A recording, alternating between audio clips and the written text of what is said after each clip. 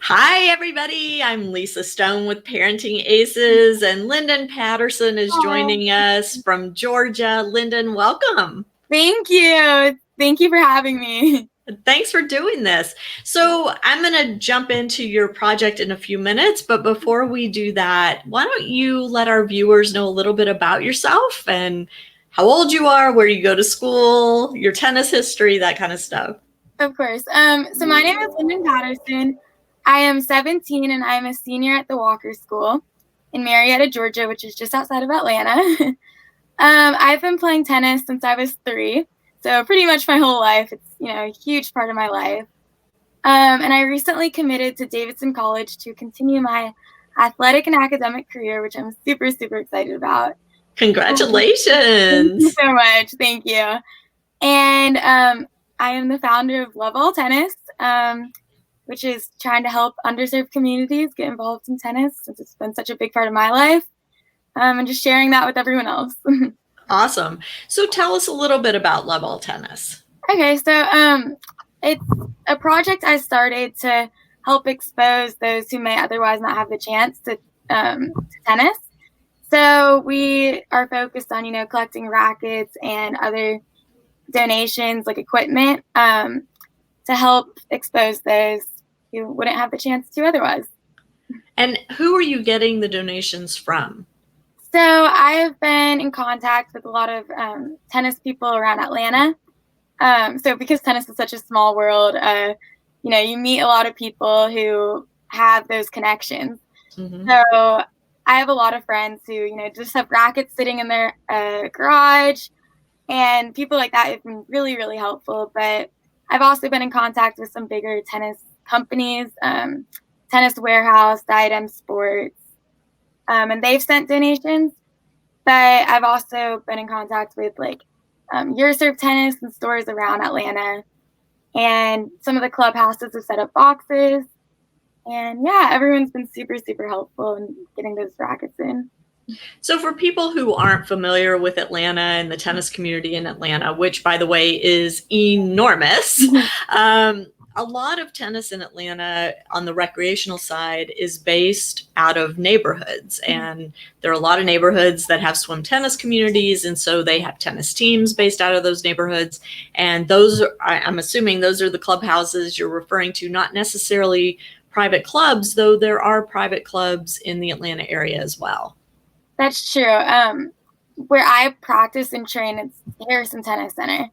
So I have a box set up there, and then I'm looking into setting up some boxes like Sandy Springs Tennis Center, Bitsy Grant, and then also neighborhoods. My neighborhood has a lot of tennis players who've been helpful. And Harrison Tennis Center and Bitsy Grant and Sandy Springs, these are all public tennis centers for those outside of Atlanta again. And just an aside, my son trained at Harrison. Oh So wow! yeah, spent a lot of hours there. Yeah, me too. Me too. Yeah, yeah. Look at home. Yeah, it's a great place. So what inspired you, or what was the impetus behind you wanting to do this project and bring tennis to kids that might not have the opportunity otherwise to learn how to play? Right. So I was kind of, looking how I can get involved in my community. And I was just trying to find a way to get involved in my community. I'm like, what's a better way than tennis, right?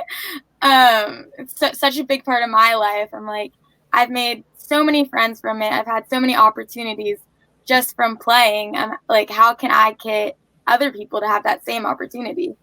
So I was like, how do I do that? Let me collect rackets. And that's what's holding people back from playing because it is an expensive sport. Mm-hmm. So if I can provide people with those equipment, then maybe they can be exposed and play as well and have the same opportunities I've had. How do you decide who to give the equipment to? Are you working with organizations, foundations, or individual coaches? How does that work? So I'm working, when I started this project, I reached out to USDA, USDA Southern and USDA Georgia. And USDA Georgia has been super helpful, specifically Miss CJ Jones. She's amazing. She is Yeah. great. So I've been working with her, and she has reached out to the NJTL chapters, so the National Junior Tennis and Learning chapters around Atlanta. And so they told me, you collect the rackets, you bring them to us, and both of us together will help distribute them. So I kind of took that and ran and just trying to get as many rackets as I can. And then at the end of August, our first donation drive to those NJTL chapters is scheduled to happen. And then I'll be involved with that and getting them to the children. But USTA will be really helping me with that as well. And I know CJ runs all sorts of programs and camps. I don't know if she's still currently, because I'm not in Atlanta right now, but is she still currently running AYETF or? I'm not sure. Okay. I just know that she's super involved, and yeah, that's why she's helping me, and it's really, really helpful, and I appreciate it so much. Yeah. So there is a lot of opportunity in the Atlanta area. Atlanta has tennis all over the place at all levels, and in all communities, really. And one of the things that's so interesting is those of you who follow college tennis and follow professional tennis, of course, you know the name Chris Eubanks, you know the name Coco Gauff, you know the name Taylor Townsend. These are players who came up through a program in South Atlanta, and CJ's real involved with that program. Coach Sam is really involved in that program. Coach Turhan is very involved in that program. So there are some really amazing coaches that are hands-on with kids that, again, may be underserved, but the Atlanta communities tend to really serve those kids. I mean, using the term underserved may be doing a bit of a disservice to the work that's being done, but I get what you're saying. I mean, these are kids who need equipment. Maybe the families don't have the money to provide that. And so to be able to get rackets in their hands, balls in their hands, what else are you collecting? So when Tennis Warehouse, they sent me a donation of about 60 rackets. Wow. Right. But they also sent me like a huge box of T-shirts, which, when I give the donations to the kids, hopefully I can distribute, and maybe they can wear them while practicing. And then Diadem Sports also sent me a large box of string. Oh, so, nice. So the people that are giving me rackets, they're like, oh, can I give them to you even if they're not strung? I'm like, actually, you can, because of all the strings that we were donated as well.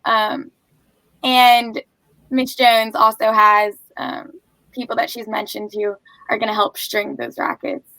So hopefully we have all those bases covered. Yeah. And then we've also collected a couple of shoes so far.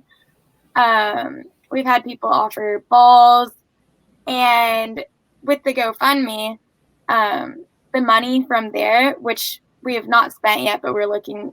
Yeah, so the GoFundMe has about $1,300 donated so far, which was really, I was surprised at how quickly everyone was helping, and I was just shocked by the amount of support we were getting, but very appreciative, of course. Yeah.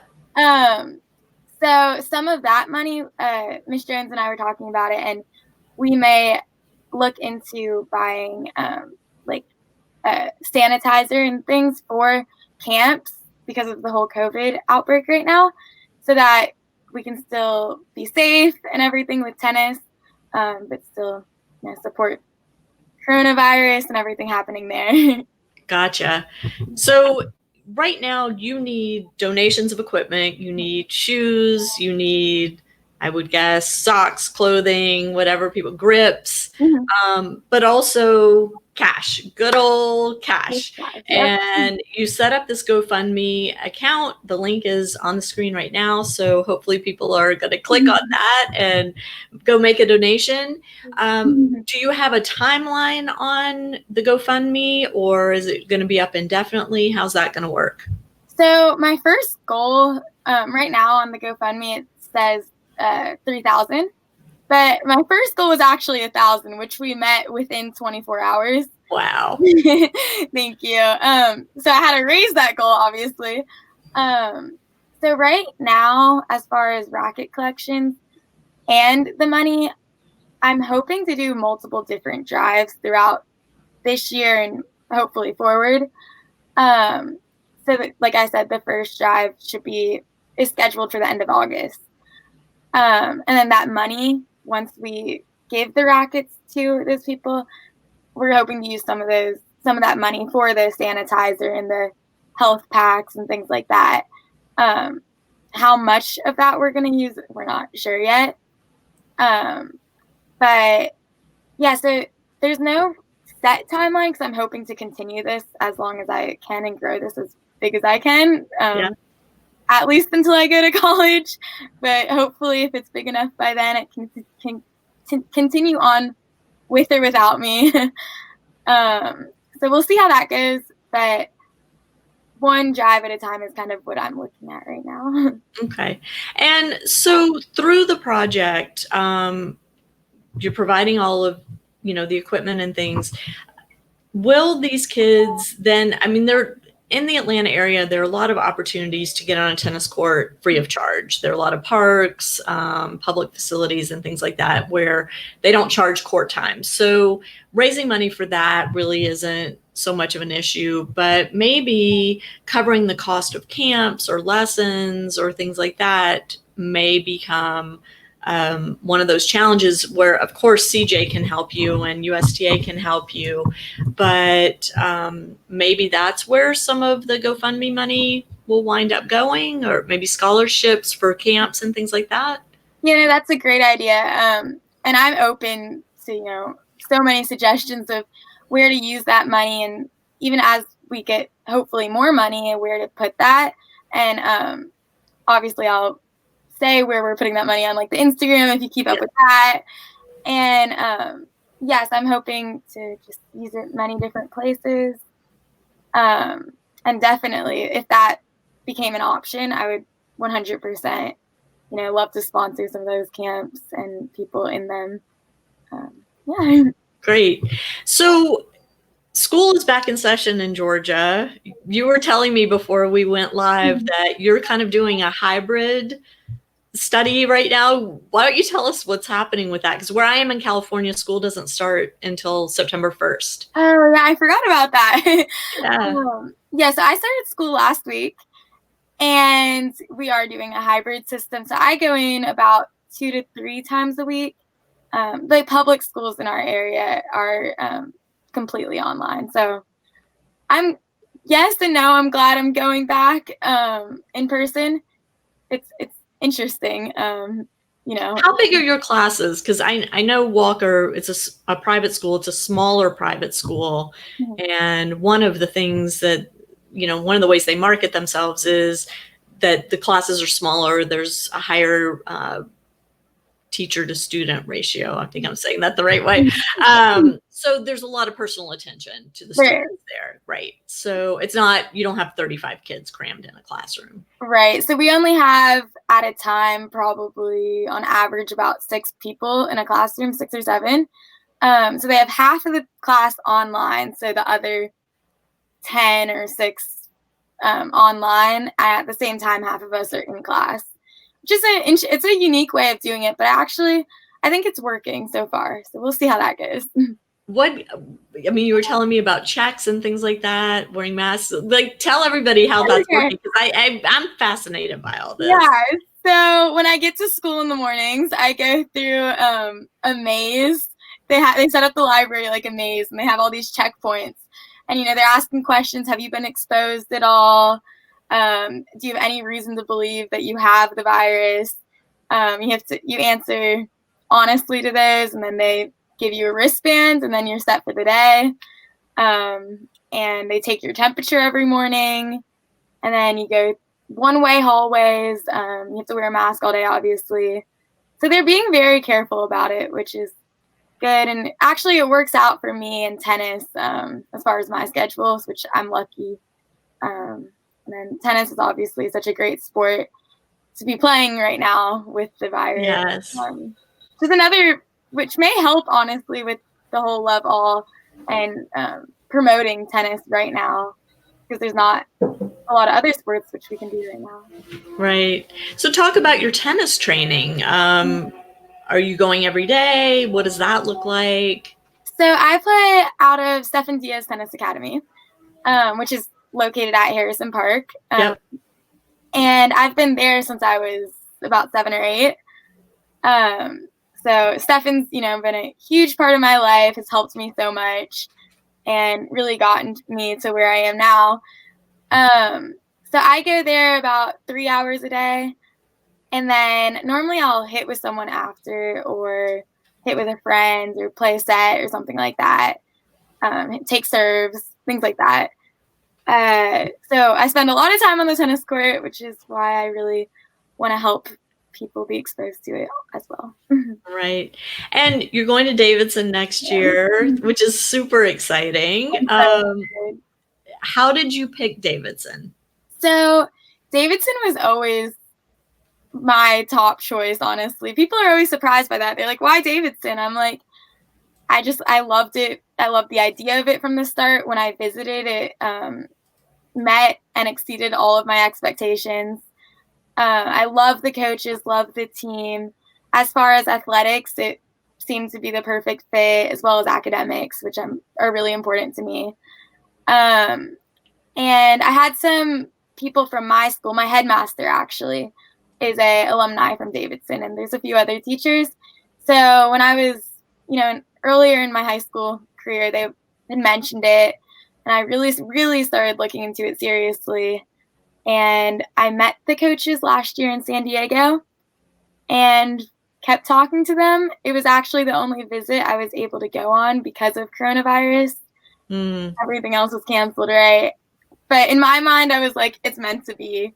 So when I got the opportunity to commit, I had to take it. That's fantastic. And what are you hearing about how Davidson is handling tennis this year? Are they back on campus yet? They are back on campus, and they had, I believe, their first week of classes was also last week. So they're also a small school, so I know that they're being very careful about it. But as far as tennis, their fall season, as of right now, is a lot of the tournaments are not happening. And A10, so Davidson's conference, all their fall sports are postponed until the spring. So I'm not sure how that's going to work with all the sports happening at once. But tennis, as far as the spring, there's not much word on what's happening there yet. Yeah. And the ITA and UTR just announced the dates and locations for their fall circuits. So I know there are a lot of locations in the Southeast, a lot of events happening over the 10 weeks. So hopefully the Davidson players will have an opportunity to get to some of those events and compete and stay match tough. And maybe you'll get to go play too and compete with and against some of your future teammates. That'd be kind of cool. So cool. So cool. I'm so excited. And just thinking about it makes me so excited too. That's awesome. Yeah. All right. So what else do we need to know about Love All Tennis? I want to make sure that I give you an opportunity to say everything and get our viewers excited and ready to make some donations for you. I think really just helping to expose what I'm trying to do here and reaching as many people as I can about what I'm doing here is going to help it be as successful and beneficial to the kids as possible. And so I think as much exposure as I can get is really what's helping, and as many people as I can reach, just to get more rackets, more donations to the GoFundMe, anything that can help. Also, if anyone has any suggestions to me on how to grow it, I'm completely open to any ideas, and feel free to reach out. As we said on the Instagram, every time someone has a big donation, I post a little shout out, which I think people like the shout out. I like to think they like the shout out. Yeah, for sure. Who doesn't like a shout out? Come on. So we want to encourage everybody to if you're on Instagram, to go follow Love All Tennis Project on Instagram so you can stay up to date on what's going on. Also, if you are so inclined, here's the link to the GoFundMe page, and you can make a cash donation or monetary donation through GoFundMe. And then for people that have connections with manufacturers or retailers, what's the best way for them to reach out to you to put you in contact to get those actual equipment donations? So you can either reach out to me through the Instagram Love All Tennis Project, or you can also email me directly at linden.patterson@thewalkerschool.org. And we also have an email, lovealltennisproject@gmail.com. Putting that in so we can post those. Either of those works to contact me. And feel free to reach out.